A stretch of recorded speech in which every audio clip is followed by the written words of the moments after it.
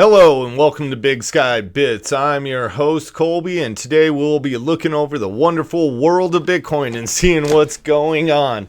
Lately, we've been having a lot of volatility in the markets, and this uncertainty or this volatility is caused by uncertainty. We don't really know what is going on with the new administration, and we are seeing a lot of volatility as a result.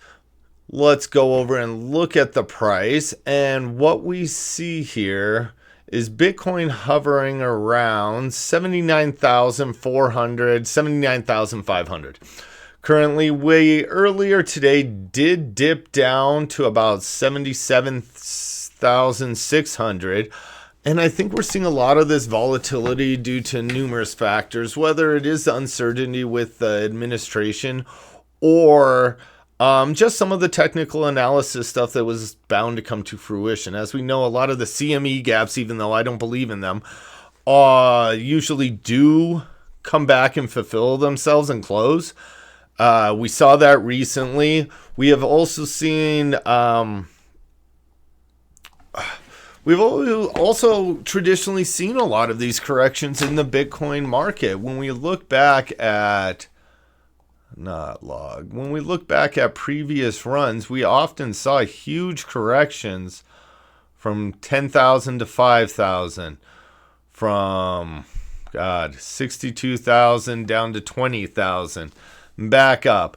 I still think we haven't seen our blow off top. I could see us coming back down even a little bit further. I really think 72,000 is most likely going to be around where I think the bottom is, and we'll probably try to get some back in.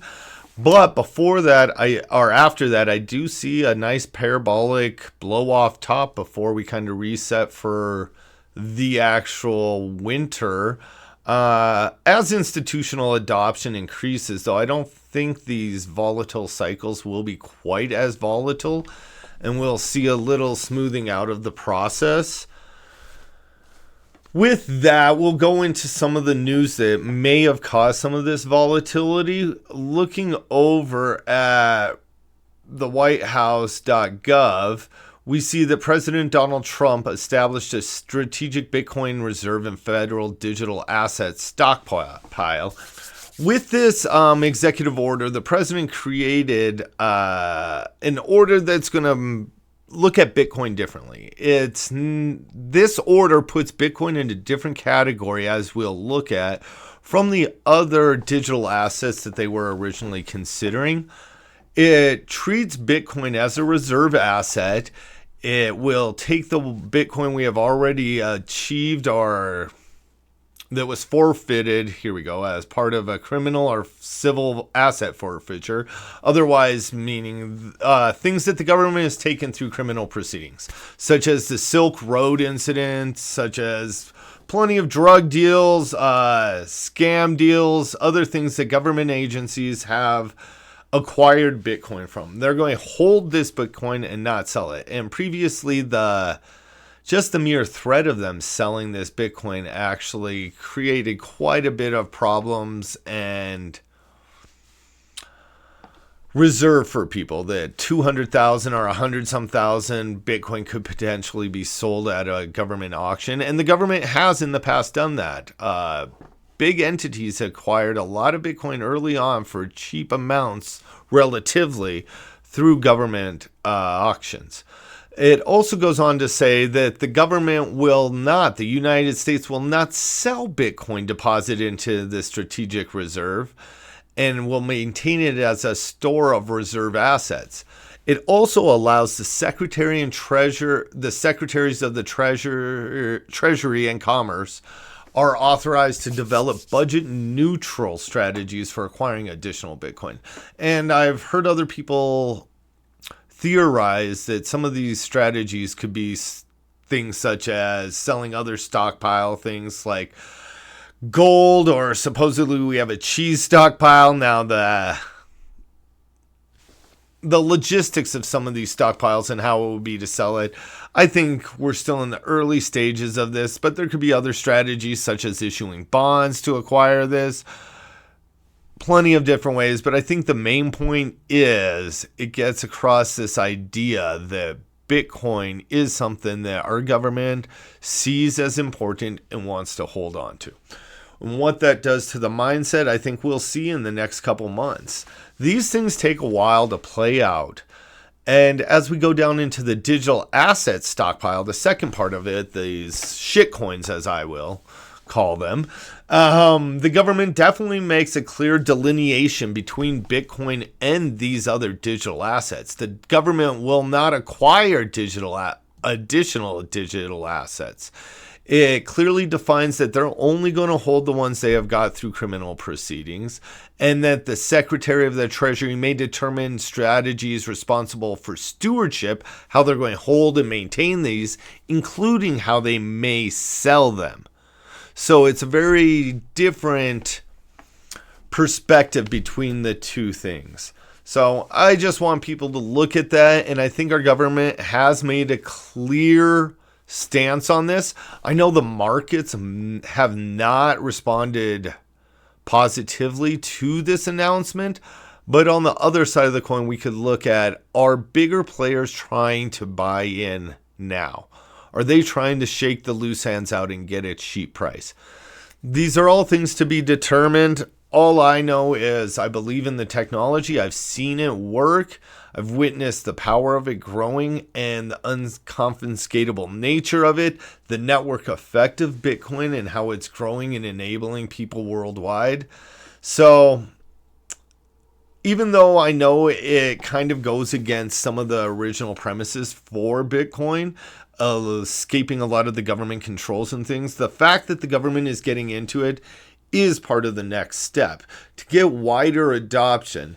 The big thing will be at some point people will have to learn how to use Bitcoin properly and not just have these third-party custodial services, but rather how to interact with it. And I think that'll unfortunately come in a time of crazy censorship or authoritarian overreach or war.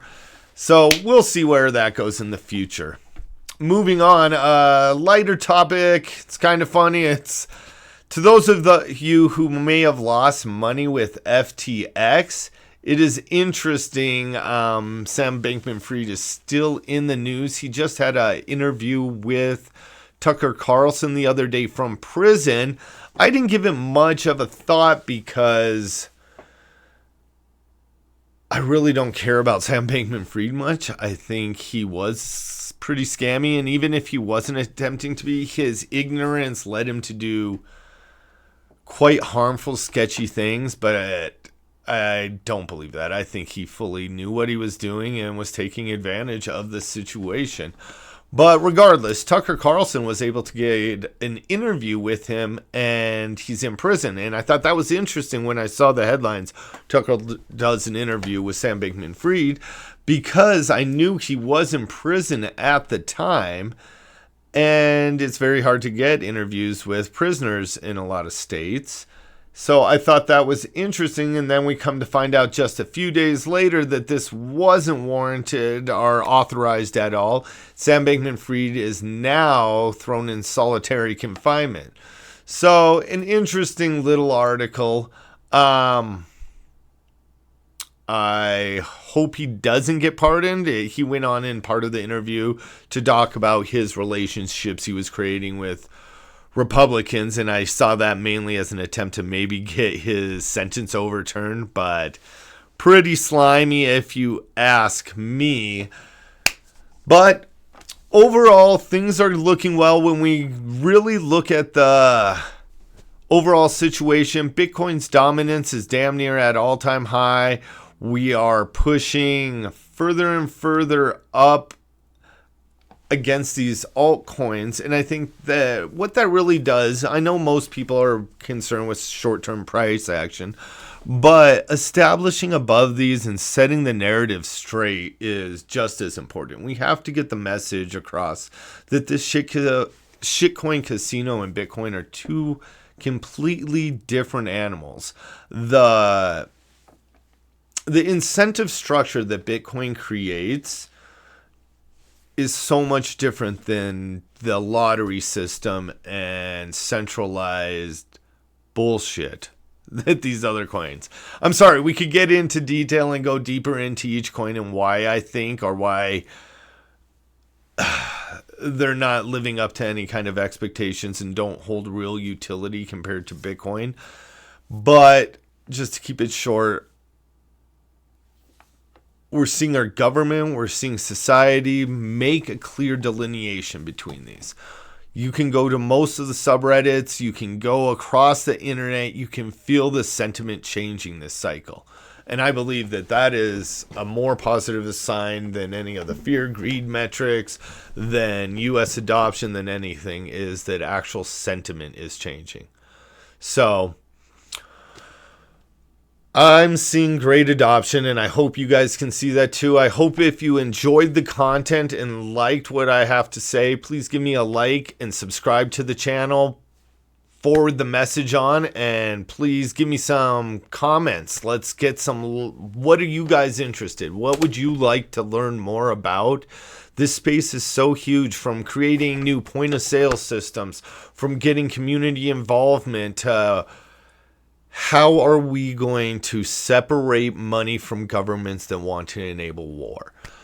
We need to look at these bigger picture questions and ask ourselves these questions. And with that, I will say good day. I wish you all the best. Enjoy yourselves and be prepared for a rocky market.